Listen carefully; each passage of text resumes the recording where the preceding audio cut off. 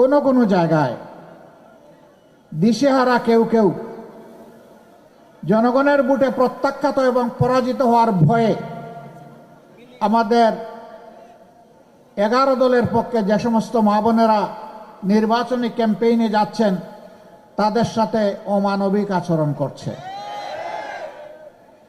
অভদ্র আচরণ করছে। আমরা তাদেরকে বলি, নতুন করে সুড়সুড়ি দিও না, আমাদেরকে পরীক্ষা করার কিছুই নেই। দলটি এমন, তার কর্মীরা এমন, তার শুভাকাঙ্ক্ষীরা এমন, তাদেরকে যারা ভালোবাসে তারা এমন যে হিমালয় পর্বতের সামনেও তারা মাথা নত করে না। তারা শুধু মাথা নত করে আল্লাহ সুবহানাহু ওয়া তাআলার দরবারে। সুতরাং আমাদের ধৈর্যের পরীক্ষা নিও না।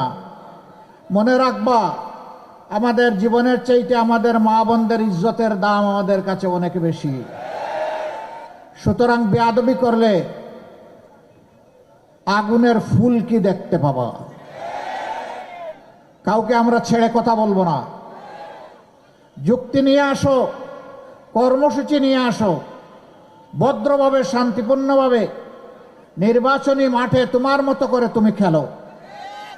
কিন্তু যদি ফেসিবাদী চেহারা নিয়ে কেউ আমাদের সামনে আসে, 24-এর ফেসিবাদকে এদেশের সম্মিলিত জনগণ, বিশেষ করে যুব সমাজ যেভাবে লাল কার্ড দেখিয়েছে, 12 তারিখ সেই লাল কার্ড দেখিয়ে দেওয়া হবে।